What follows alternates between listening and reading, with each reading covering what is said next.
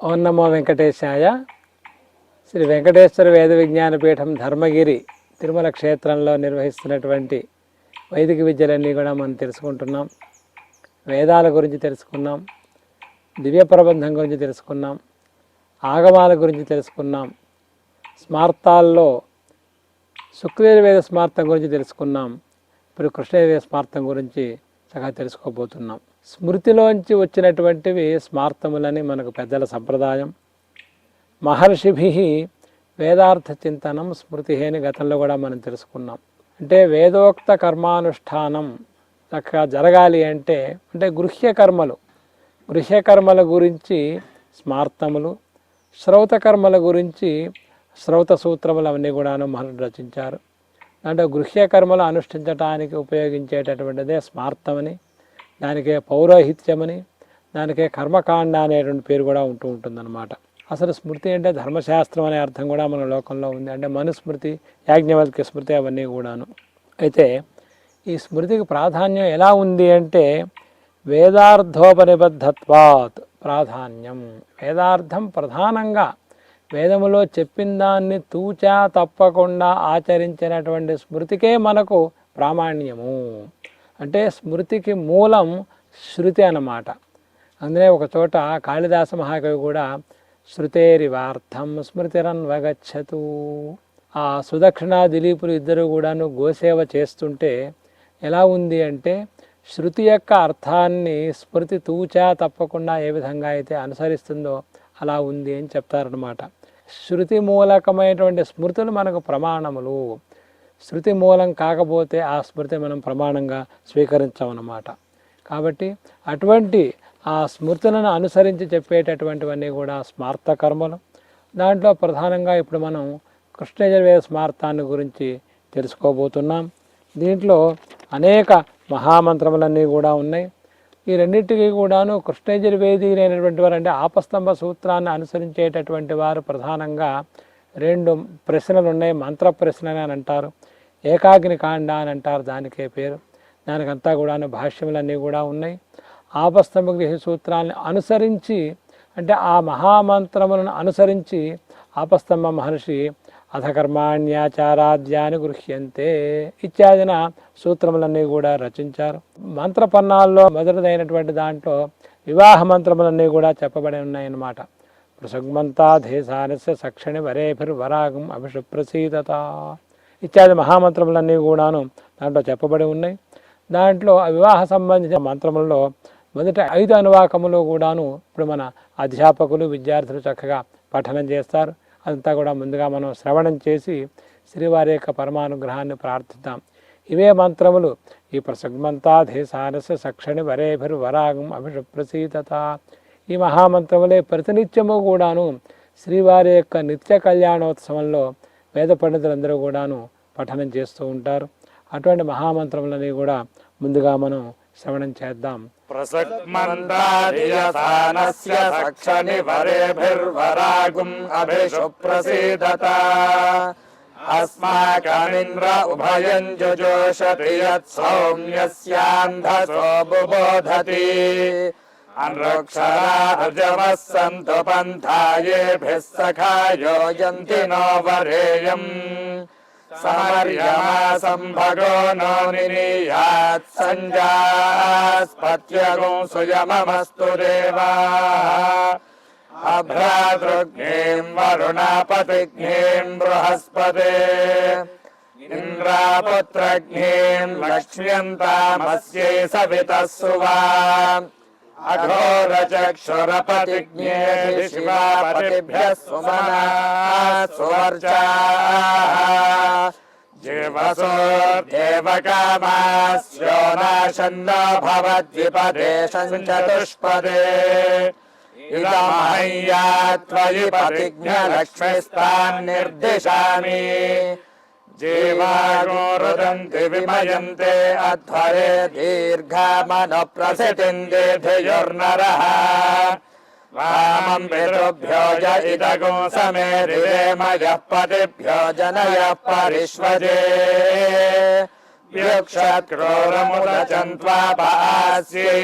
బ్రాహ్మణాస్నపనగో హరంతు అవిరగ్నిరుదచన్త్వాపః అర్యం no అగ్నిం పరియంతు క్షిప్రం ప్రతీక్షంతాగస్వశ్రవో దేవరాశ్చ ఖేన సఖేరథః ఖేయుగస్య సచీపతే అపాలామింద్రత్రిః పూర్త్యగరత్ సూర్యవర్చసం శంతే హిరణ్యగుంసముషంత్వా పశ్యంతే మేధి భవతు సంయుగస్య తుద్మా శంతాపశ్యత పవిత్రా భవంత్వథాపత్యా తన్మగుంసగుం సృజస్వ. ఈ కృష్ణయజుర్వేదానికి సంబంధించినటువంటి స్మార్త కర్మలు అన్నిటికీ కూడాను ప్రధానమైనటువంటిది ఆపస్తంభ గృహ్య సూత్రం, అలాగే బోధాయనుగృహ్య సూత్రం, ఇవన్నీ కూడా ఉన్నాయి. మనం ఇక్కడ ఆపస్తంభ గృహ్య సూత్రాన్ని పరిశీలించినప్పుడు ఆపస్తంభ గృహ్య సూత్రాల్లో ఉన్నటువంటి 1, 2, 3, 4 ఖండలు ఇప్పుడు మన విద్యార్థుల అధ్యాపకులు కూడా చక్కగా పారాయణ చేయబోతున్నారనమాట. దాంట్లో మొదటి ఖండ అలాగే రెండవ ఖండలో అగ్నిదేవుణ్ణి మనం చక్కగా ఉపాసన చేయాలి, హవనం చేయాలి. అప్పుడు ఆ పాత్రలు ఏమిటి, ఆ సంస్కారములు ఏమిటి, ఆ ఏ పాత్రలు ఏ విధంగా సంస్కరింపబడాలి అదంతా కూడా చెప్పబడి ఉన్నది. అలాగే మూడవ ఖండ దగ్గరికి వచ్చేప్పటికీ వివాహానికి సంబంధించినటువంటి కన్య యొక్క లక్షణములు, అంటే వరుడు యొక్క లక్షణములు, కన్య యోగ్యురాలు కావాలి, చక్కటి వరుడు యోగ్యుడుగా ఉండాలి అంటే వారి యొక్క లక్షణములు ఏమిటి, అవన్నీ కూడా చెప్పబడి ఉన్నాయి. ఇక 4వ ఖండకు వచ్చేప్పటికీ వివాహ సంస్కారానికి సంబంధించిన మంత్రములకు సంబంధించినటువంటి విషయములన్నీ కూడా సూత్ర రూపంగా ఇక్కడ చెప్పబడి ఉన్నాయి. అవన్నీ కూడాను ఇప్పుడు మన యొక్క అధ్యాపకులు విద్యార్థులు చక్కగా పారాయణ చేస్తున్నారు. అవన్నీ కూడా మనం చక్కగా శ్రవణం చేసి శ్రీవారి యొక్క పరమానుగ్రహాన్ని పొందుదాం. శ్రీమదాపస్తంభ మహర్షయే నమః. గృహ్య సూత్ర ప్రారంభః. ఓం అథ కర్మాణ్యాచారాద్యాని గృహ్యంతే ఉదగయన పూర్వపక్షాః పుణ్యాహేషు కార్యాణి యజ్ఞోపవీతినా ప్రదక్షిణం పురస్తాదుదగ్వోపక్రమః తథాపవర్గః అపరపక్షే పిత్ర్యాణి ప్రాచీనా వీతినా ప్రసవ్యం దక్షిణతోపవర్గః నిమిత్తాపేక్షాని నైమిత్తికాని అగ్నిమిధ్వా ప్రాగగ్రైర్దర్భైరగ్నిం పరిస్తృణాతి ప్రాగుదగ్రైర్వా దక్షిణాగ్రైః పిత్ర్యేషు దక్షిణాః ప్రాగగ్రైర్వా ఉత్తరేణాగ్నిం దర్భాన్ సగ్రస్తీర్యా ద్వంద్వన్యంచి పాత్రాని ప్రయునక్తి దేవ సంయుక్తాని సకృదేవ మనుష్య సంయుక్తాని ఏకైకశః పితృ సంయుక్తాని పవిత్రయోః సగ్గస్కార ఆయామతః పరిమాణం ప్రోక్షణీ సగ్గస్కారః పాత్ర ప్రోక్ష ఇతి దర్శ పూర్ణమాసవత్తూష్ణీం అపరేణాగ్నిం పవిత్రాంతర్హితే పాత్రే అప ఆనీయోదగ్రాభ్యాం పవిత్రాభ్యాం త్రిహృత్భూయ సమం ప్రాణైర్హృత్వోత్తరే. 4 వేదాలకి మహర్షులు అనేక రకములైనటువంటి సూత్రాలు చెప్పున్నారు. శ్రౌత, స్మార్త, ధర్మ ఇటువంటి సూత్రాలుగా చెప్పున్నారు. దాంట్లో స్మార్తానికి సంబంధించినటువంటిది గృహ్య సూత్రమని, ఆశ్వలాయన మహర్షి ఋగ్వేదానికి అలాగే యజుర్వేదానికి యాజ్ఞవల్క్య సూత్రమని, ఆపస్తంభ సూత్రమని, బోధాయన సూత్రమని ఇలా అనేక రకములైనటువంటి సూత్రాలు ఉన్నాయి. దాంట్లో శుక్ల యజుర్వేదులు ఆ కాత్యాయన సూత్రాన్ని, అలాగే కృష్ణ యజుర్వేదులు ఆపస్తంభ సూత్రము, బోధాయన సూత్రమని, అలాగే ఆపస్తంభ సూత్రానికి సంబంధించి కూడా సూత్రపాఠమని, భట్టీయ పాఠమని ఇలా 2 రకాలుగా చెప్పబడి ఉంది. దాంట్లో సూత్రపాఠాన్ని సుదర్శనాచార్యుల వారి మతాన్ని అనుసరించి చెప్పేదిగాను, హరదత్త ఆచార్యుల వారిని అనుసరించి చెప్పేది భట్టీయంగాను చెప్పబడుతూ ఉన్నది. ఈ రెండిట్లకి సంబంధించి కూడా ఆపస్తంభ గృహ్య సూత్రానికి అనాకుల వ్యాఖ్యానము అనేటువంటిది ఒక గ్రంథం ఉన్నది. ఇవన్నీ కూడా మనకి వేదంలో చెప్పినటువంటి అనేక రకములైనటువంటి శ్రౌత సంబంధమైనటువంటి యజ్ఞయాగాది క్రతువులు చేయడానికి కానీ, అసలు వేదాన్నే అభ్యాసం చేయడానికి కానీ ఉపయోగించేటువంటిది ఈ స్మార్త సంబంధమైనటువంటి సంస్కారాల ద్వారానే ఏర్పడుతూ ఉన్నది. ఈ సంస్కారాలని 48 అంటే 48 సంస్కారాలుగా చెప్పబడి ఉన్నది. దాంట్లో 8 ఆత్మగుణాలుగాను 40 సంస్కారాలుగాను చెప్పారు. ఇప్పుడు ఆపస్తంభ మహర్షి చేత చెప్పబడినటువంటి ఆపస్తంభ గృహ్య సూత్రాన్ని మనం వినబోతూ ఉన్నాం. యదస్య కర్మణోత్యరీరిచంయద్వాన్యో నమిహాకరం అగ్నిష్టస్విష్టకృద్విద్వాన్ సర్వజ్ఞస్విష్టగోసుహృతం కరోతు స్వాహేతి పూర్వవత్ పరిశేచనమందమగ్రస్థాః ప్రాసావీరితి మంత్రసన్నామః లౌకికానాం పాకయజ్ఞశబ్దః తత్ర బ్రాహ్మణావేక్షో విధిః ద్విర్జుహోతి ద్విర్నిమార్ష్టిద్విః ప్రాశ్నాత్యుత్సృప్యాచామతి నిర్లేఢీతి సర్వర్తవో వివాహస్య శైశిరో మాసో పరిహాప్యోత్తమం చ నైదాఘం సర్వాణి పుణ్యోక్తాని నక్షత్రాణి తథా మంగళాని ఆవృతశ్చాస్త్రీభ్యః ప్రదీయేరన్న ఇందకాభిప్రసజ్యంతే తే వరాః ప్రతినందితాః మఘార్గావో గృహ్యంతే ఫల్గునీభ్యాం యోహ్యతే యాం కామయేత దుహితరం ప్రియా స్యాదితి తాన్నిష్ట్యాయాం దద్యాత్ ప్రియైవ భవతి నేవతు పునరాగచ్చతీతి బ్రాహ్మణావేక్షో విధిః ఇన్వకా శబ్దో మృగశిరసి నిష్ట్యా శబ్దస్వాతౌ వివాహే గౌః గృహేషు గౌః తయా వరమతిథివదర్హయేత్ యోస్యాపచితస్తమితరయా ఏతావద్ఘోరారంభస్థానమతిథిః పితరో వివాహశ్చ సుప్తాగోరుదంతీం నిష్క్రాంతాం వరణే పరివర్జయేత్ దత్తాం గుప్తాం ద్యోతాం శరభాం వినతాం వికటాం పుణ్యాం మండూషికాగౌ సాంగారికాగౌ రాతాం పాలీం మిత్రాగస్వనుజాం వర్షకారీం చ వర్జయేత్ నక్షత్రనామా నదీనామా వృక్షనామాశ్చ గర్హితాః సర్వాశ్చరే ఫలకారోపాంతావరణే పరివర్జయేత్ శక్తి విషయే ద్రవ్యాని ప్రతిచ్ఛన్నాన్యుపనిధాయ బ్రూయాదుపస్పృశేతి నానా బీజాని సంసృష్టాని వేద్యాః పాగుంసోన్ క్షేత్రాల్లోష్టగంశకృశ్మశానలోష్టమితి. ఆపస్తంభ గృహ సూత్రాన్ని అనుసరించి కృష్ణయజుర్వేదులు జరుపుకునేటటువంటి గృహ్యకర్మల్లో ప్రధానమైనటువంటి వివాహాది మంత్రములు, అలాగే అగ్ని ప్రతిష్టాపనాది సంస్కారములకు సంబంధించినటువంటి ఆపస్తంభ గృహ్య సూత్ర మంత్రములు అవన్నీ కూడా మనం విన్నాం. కృష్ణయజుర్వేదంలో ఆపస్తంభ సూత్రానుసారంగా, అలాగే గౌతమ మహాముని చెప్పినటువంటి గృహ్య సూత్రములు ధర్మసూత్రముల యొక్క ఆధారంగా 48 సంస్కారములు, ఎస్యైతే 48 సంస్కారాః సహా బ్రహ్మణ సాయుజ్యం సలోకతామాప్నోతి అని చెప్పారు. మానవుడు చక్కగా అతను సంస్కృతుడై మోక్ష సామ్రాజ్యాన్ని పొందాలి అంటే 48 సంస్కారములు. అంటే దాంట్లో 40 అనేటటువంటివి అనుష్ఠానములు, 8 అనేటటువంటివి కేవలం ఆత్మగుణములు. అవి ప్రధానము, అవి అందరికీ కూడా కావాలి. ఆత్మగుణములు లేనటువంటి మానవ జీవితమే వ్యర్థం. ఏమిటా ఆత్మగుణములు అంటే అవి 8 ప్రధానంగా మనం అందరికీ కూడాను, సమస్త మానవులు వారు ఏ దేశంలో ఉన్నా, ఏ కాలంలో ఉన్నా, వారు స్త్రీలైనా, పురుషులైనా, బాలురైనా, వృద్ధులైనా ప్రధానంగా ఉండవలసినటువంటివి ఆత్మగుణములు. అంటే ఆత్మగుణములు 8, సంస్కారములు 40, మొత్తం కలిపి 48. ఈ 48 ఉన్నటువంటి వాడు పరిపూర్ణత్వాన్ని పొందుతాడు. ఇంకా మహర్షులు ఎంత గొప్పగా చెప్పారు అంటే, ఒకవేళ 40 సంస్కారములు ఆచరించలేకపోయినా ఆత్మగుణములు ఉంటే ఆ 40 సంస్కారములు ఆచరించినటువంటి ఫలం కూడా వస్తుంది. కాబట్టి ఆత్మగుణములు ప్రధానములు. అందువల్ల 40 సంస్కారములు ఉండి ఆత్మగుణములు ఉన్నట్లయితే అంతకంటే పరిపూర్ణతకి ఇక ఏ విధం మనం చెప్పక్కర్లేదు. సాక్షాత్తు బ్రహ్మణ సాయుధ్యం సలోకతామాప్నోతి.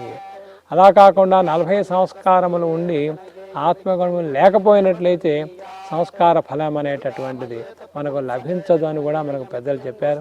కాబట్టి ప్రధానమైనటువంటి ఆ 8 గుణములు ఏమిటంటే దయా, క్షాంతి, అనసూయ, శౌచం, అనాయాసము, మంగళము, అకార్పణ్యము, అస్పృహ. అంటే బాహ్యాంతర శుచి, ఆంతరంగంగా శుచిగా ఉండాలి, బాహ్యంగా శుచిగా ఉండాలి, దయ కలిగి ఉండాలి, కారుణ్యం కలిగి ఉండాలి, ధైర్యము ఇవన్నీ కూడా, క్షమాగుణము ఇవన్నీ కూడా ఉండాలి. ఎవరిని గురించి అసూయ పడకూడదు. ఏ విధమైన ఆయాసము పడకుండా కర్మలన్నీ కూడాను చక్కగా జీవితాన్ని చక్కగా సరళంగా నిర్వహిస్తూ ఉండాలి. నిత్యము నిరంతరము కూడాను శుభాన్నే మనం అపేక్షిస్తూ ఉండాలి.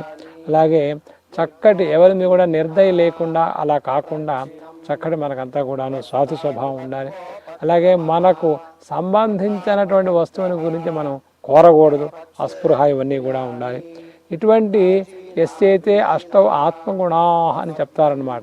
ఆత్మగుణములు కలిగినటువంటి వారు ఎంతో మహానుభావులు అని. విధంగా 48 సంస్కారములలో ప్రధానమైనటువంటివి ఆత్మగుణములు అని. అలాగే తర్వాత 14 సంస్కారములోని.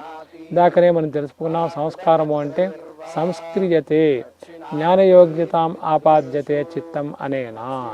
మనస్సు కనుక సంస్కరింపబడినట్లయితే మనస్సుకు అధీనమైన జ్ఞానేంద్రియములు అలాగే కర్మలు ఆచరించే కర్మేంద్రియములు కూడాను చక్కగా సంస్కరింపబడతాయి.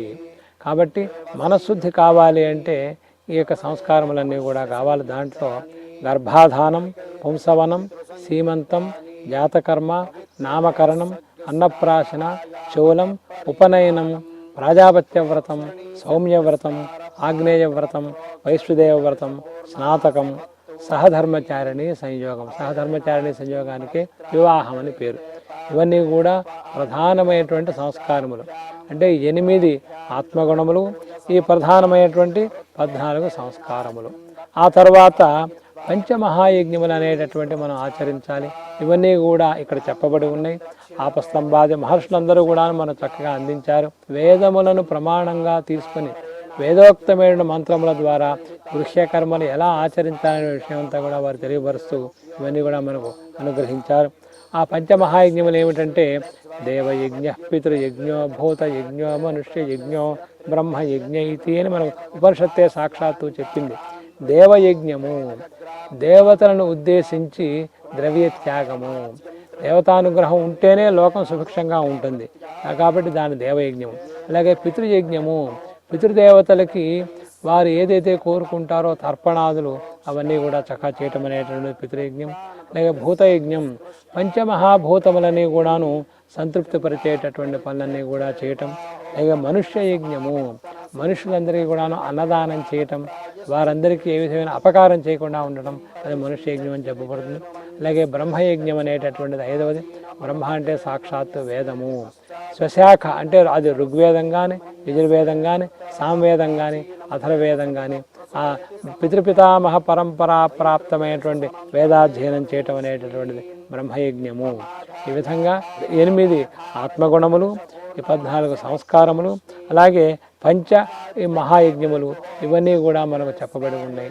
అటు తర్వాత ఏమిటంటే సప్త పాక యజ్ఞములు అని. ఆ 7 ఏమిటంటే అష్టక, పార్వణ, శ్రాద్ధ, శ్రావణి, ఆగ్రహాయణి, చైత్ర, ఆశ్వయుజి అనేటటువంటి సప్త పాకయజ్ఞములు అవన్నీ కూడా సంస్కారముల్లోకి వస్తాయన్నమాట. అటు తర్వాత సప్త హవిర్యజ్ఞములు అని అవేమిటంటే అజ్ఞాధేయం, అగ్నిహోత్రం, దర్శపూర్ణమాసలు, చాతుర్మాస్యలు, ఆగ్రయణం, నిరూఢ పశుబంధం, సౌత్రామణి అనేటటువంటి అంటే ఇవి శ్రౌతయాగాలుగా చెప్పబడతాయి అన్నమాట. ఇంతకుముందు చెప్పినటువంటివి అన్నీ కూడా సాక్షాత్తు శృతి ప్రోక్తములు, శృతి మూలకమైనటువంటి స్మృతి ప్రోక్తములే అయినప్పటికీ అజ్ఞాధేయ ప్రభృతి సౌత్రామణి వరకు ఉన్నటువంటివి సాక్షాత్తు శ్రౌతయాగములుగా చెప్పబడతాయి. అటు తర్వాత అంతకంటే ఉత్కృష్టమైనటువంటి సప్త సోమ సంస్థలు అని అవేమిటి అంటే అగ్నిష్టోమం, అత్యగ్నిష్టోమం, ఉక్ష్యం, షోడశి, వాజపేయం, అతిరాత్రం, అప్తోర్యామం అనేటటువంటిది సప్త సోమ సంస్థలు. ఈ విధంగా సోమయాగములు 7, హవిర్యజ్ఞములు 7, పాకయజ్ఞములు 7, 3 ఏళ్ళు 21, అలాగే పంచమహాయజ్ఞములు 21, 5, 26, అలాగే 14 సంస్కారములు గర్భాధాన ప్రభృతి వివాహాంతమైన సంస్కారములు ఇక్కడికి 40 అయినాయి. అలాగే ఇందాక చెప్పుకున్నటువంటి ఆత్మగుణములు ఇవన్నీ కూడాను 8 మొత్తం కలిపి ఎస్సైతే 84 సంస్కారా. అటు తర్వాత చెట్టు చివరికి చేసే సంస్కారం కూడా ఉన్నది, అది కూడా చాలా ముఖ్యమైనటువంటిది. అవన్నీ కూడా చెప్పారు మహర్షులందరూ కూడాను. కాబట్టి ఇటువంటి సంస్కారములన్నీ కూడా వేదమూలకంగా బోధించేటటువంటి అంటే ఆపస్తంభ మహర్షి అలాగే బోధాయన మహర్షి వాళ్ళందరూ కూడా ప్రమాణంగా తీసుకొని కృష్ణయజుర్వేదాన్ని అనుసరించి చెప్పినటువంటి ఆ కృష్ణయజుర్వేద స్మార్త విద్య కూడా మనం ఇక్కడ చక్కగా బోధిస్తూ ఉన్నాం. ఇందులో కూడా ఎంతోమంది విద్యార్థులు తయారవుతూ ఉన్నారు, సుశిక్షితులైనటువంటి అధ్యాపకులు బోధిస్తూ ఉన్నారు. ఈ పండితులు, ఈ విద్యార్థులు పఠించినటువంటి ఈ కృష్ణయజుర్వేద స్మార్తానికి సంబంధించినటువంటి మహామంత్ర పఠనం ద్వారా శ్రీవారు లోకాన్ని అనుగ్రహించాలి అని మనందరం కూడా పరిపూర్ణంగా ప్రార్థన చేస్తూ ఇటు తర్వాత స్మార్తముల్లో 3వదైనటువంటి వైఖానస స్మార్తం గురించి మనం విపులంగా తెలుసుకుందాం. శ్రీవారు మనల్ని అందరినీ కూడా అనుగ్రహించాలి అని మరొకసారి పరిపూర్ణంగా ప్రార్థిద్దాం. ఓం నమో వెంకటేశాయ.